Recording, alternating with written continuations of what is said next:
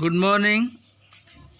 हाँ तो बच्चों, आज हम द्वितीय विस्थापन अभिक्रिया के बारे में पढ़ेंगे, लेकिन उससे पहले कल हमने संतुलित अभिक्रिया, किसी अभिक्रिया को संतुलित कैसे करते हैं पढ़ा था। तो आप सभी ने अभिक्रिया को संतुलित करके देखा होगा, आपको कोई ना कोई प्रॉब्लम भी आई होगी। तो आशा करता हूँ कि आप जो भी प्रॉब्लम आपको आई है आप मेरे साथ शेयर करेंगे और मैं उन प्रॉब्लम्स को सॉर्ट आउट करने की कोशिश करूँगा। तो आज हम द्वितीय विस्थापन अभिक्रिया के बारे में पढ़ते हैं। द्वितीय विस्थापन अभिक्रिया वह रासायनिक अभिक्रिया जिसमें अभिकारकों के बीच आयनों का आदान प्रदान होता है। ऐसी अभिक्रिया को द्वितीय विस्थापन अभिक्रिया या डबल डिस्प्लेसमेंट रिएक्शन कहते हैं। इसके कुछ एग्जाम्पल हैं और सबसे इजी एग्जाम्पल है बच्चों, आप छठी, सातवीं, आठवीं में भी पढ़ के आए हो, नौवीं में पढ़ के आए, 9th क्लास में भी, कि अम्ल और अक्षार की आपस में जब अभिक्रिया होती है तो लवण और जल का निर्माण होता है। ये अभिक्रिया हम बार बार पढ़ चुके हैं हमारी पिछली कक्षाओं के अंदर भी। तो अम्ल जैसे यहाँ पे हाइड्रोक्लोरिक अम्ल है और सोडियम हाइड्रोक्साइड एक अक्षार है, इन दोनों ने आपस में अभिक्रिया की तो क्या बना, सोडियम क्लोराइड और जल। ये एक द्वितीय विस्थापन अभिक्रिया का एग्जाम्पल है। अब बात ये आती है कि इसमें आयन कौन कौन से हैं। जैसे अगर हम हाइड्रोजन क्लोराइड की बात करें तो इसमें हाइड्रोजन आयन और क्लोराइड आयन है। सोडियम हाइड्रोक्साइड की बात करते हैं, इसमें सोडियम आयन और हाइड्रोक्साइड आयन है, क्योंकि विलयन में हमेशा ये यौगिक के रूप में ना होकर आयनों के रूप में होते हैं।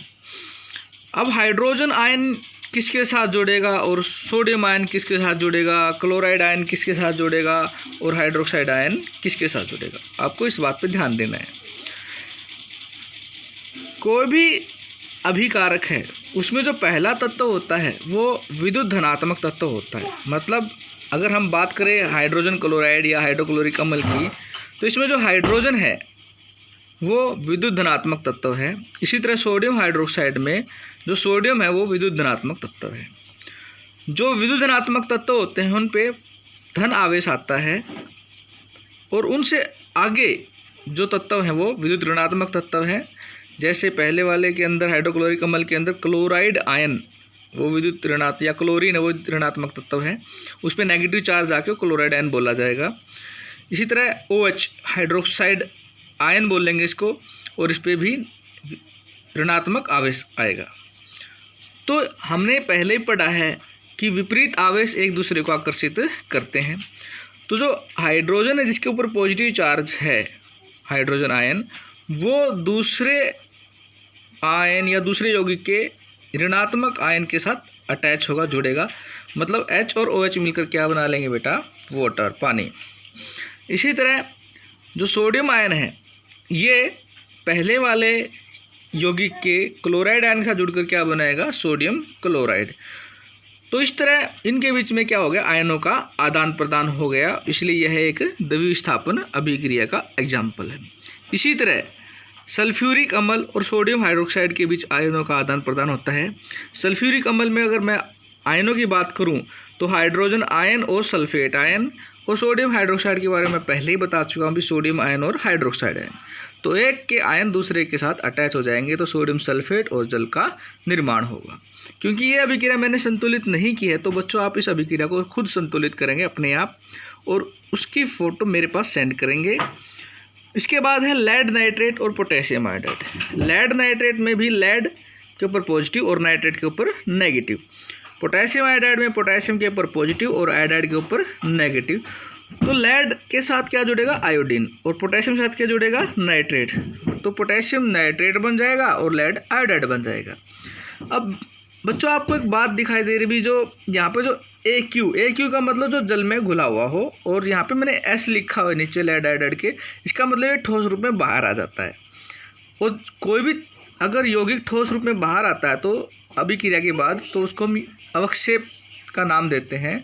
और ऐसी अभिक्रिया जिसमें अवक्षेप बनते हैं उन्हें हम अवक्षेपण अभिक्रिया कहते हैं। जैसे नीचे लिखा हुआ है अवक्षेपण अभिक्रिया, इंग्लिश में बोले तो प्रेसिपिटेशन रिएक्शंस।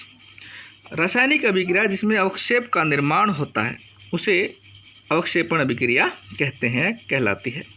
सोडियम सल्फेट और बेरियम क्लोराइड। सोडियम सल्फेट में सोडियम आयन और सल्फेट आयन, बेरियम क्लोराइड में बेरियम आयन और क्लोराइड आयन।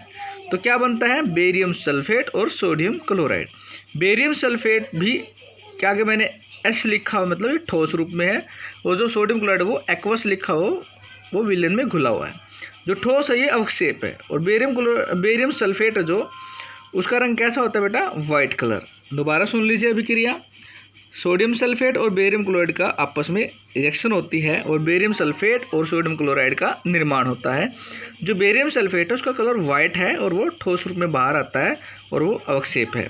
इसी तरह दोनों रिएक्शंस के अंदर पहले वाले रिएक्शन में लेड आयोडाइड है वो येलो कलर का अवक्षेप बनता है, और नीचे वाली जो रिएक्शन है बेरियम सल्फेट वाली, उसमें जो बेरियम सल्फेट अवक्षेप है उसमें वो वाइट कलर का बनता है।